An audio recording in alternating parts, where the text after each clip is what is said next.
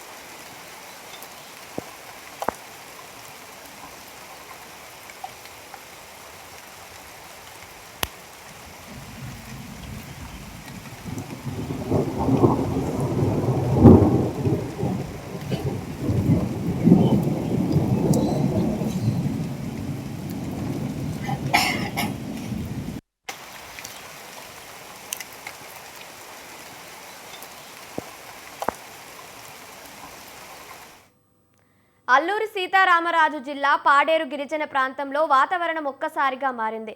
తెల్లవారుజాము నుంచే ఉరుములు మెరుపులతో వర్షం మొదలైంది. అరకు పాడేరు ప్రాంతంలో చిరుజల్లులు కురుస్తున్నాయి. గిరిజన ప్రాంతాల్లో ఆకస్మిక వర్షాలు, ఈదురుగాలు విపరీతంగా వీచే ప్రమాదం ఉన్నట్లు వాతావరణ శాఖ వెల్లడించింది.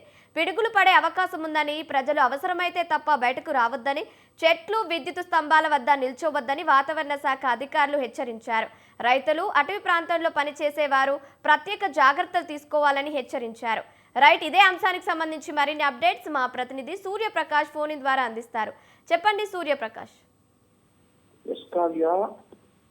ఎండలతో పూర్తి స్థాయిలో అంతా కూడా ఇబ్బందులు ఎదుర్కొంటున్న సమయంలో ఒక్కసారిగా అల్లూరు జిల్లాలో పాడేరు గిరిజన ప్రాంతం కావచ్చు, అలానే పాడేరు పరిసర ప్రాంతాలు మొత్తం కూడా ఒక్కసారిగా చల్లదనాన్ని అయితే వర్షం పడుతూ చల్లదనాన్ని అయితే కమ్మే విధంగా అయితే ప్రజలకైతే కాస్త ఉపశమనాన్ని అయితే కలిగించిందని చెప్పచ్చు. కానీ ప్రస్తుతం పలు చోట్ల ఏవైతే వర్షాలు పడుతున్నాయో, వేరే జిల్లాల్లో కావచ్చు, వేరే రాష్ట్రాల్లో ఏవైతే వర్షాలు పడుతున్నాయో ఆ వర్షాలు ప్రభావం కూడా పాడేరు జిల్లా, అల్లూరు సీతారామరాజు జిల్లా పాడేరులో ఉండే అవకాశం ఉంటుందని చెప్పేసి వాతావరణ శాఖ అధికారులు అయితే హెచ్చరికలు కూడా జారీ చేసిన పరిస్థితి కనిపిస్తుంది.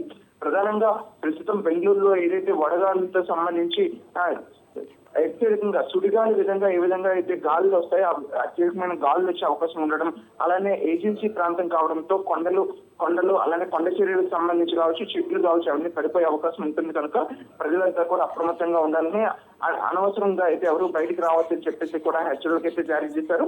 మరి దీంతో పాటు పిడుగులు మరింత పడే అవకాశం ఉంటుందని అయితే ప్రధానంగా తెలియజేస్తున్న కారణంగా అయితే ఎవరు కూడా బయటకు రావుతున్నారు. కానీ వేకువజాము నుండి కూడా ఏదైతే సూర్యోదయం అవుతున్న సమయంలో ఒక్కసారిగా ఒక పక్క సూర్యోదయం అవుతూ మరో పక్క నుండి అయితే ఈ నల్లని మొక్కులు కమ్ముకోవడంతో కాసేపు సూర్యోదయం కూడా కాసేపు ఆగినంత విధంగా అయితే ఉండడంతో కాస్త అక్కడ ఉన్న వాళ్ళంతా కూడా ఈ చల్లదనాన్ని అయితే ఉపశమనాన్ని అయితే పొందారు. గత 15 రోజులకైతే అత్యధికమైన ఎండలు తాటిని తట్టుకోలేక ఉదయాన్న ఈ విధంగా ఉండడంతో కాస్త ఉపశమనం అయితే పొందారు. కానీ ఈ యొక్క తీవ్రత అత్యధికంగా ఉండే అవకాశం ఉన్నదనే విషయాన్ని అయితే వాతావరణ శాఖ అధికారులు తెలియజేయడంతో కాస్త ఆందోళన అయితే చేస్తున్నారు.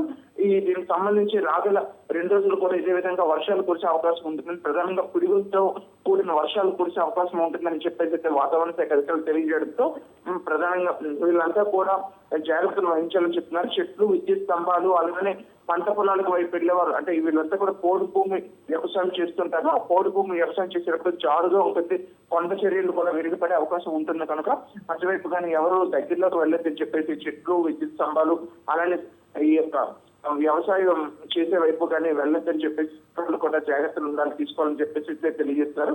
దాంతోపాటు అటవీ ప్రాంతాల్లో ఇదంతా ఏజెన్సీ కావడంతో అటవీ ప్రాంతాల వైపు అయితే ఎక్కువగా ఈ చెట్లు, కొమ్మలకు సంబంధించి వీళ్ళంతా కూడా ఈ కొమ్మలు, ఆకులు తీసుకురావడానికి, అలానే ఈ సీతాఫలాలు కానీ మ్యాంగోస్ కానీ ఇవన్నీ తీసుకురావడానికి అంతా కూడా వాళ్ళు నిత్యం కూడా వెళ్తుంటారు.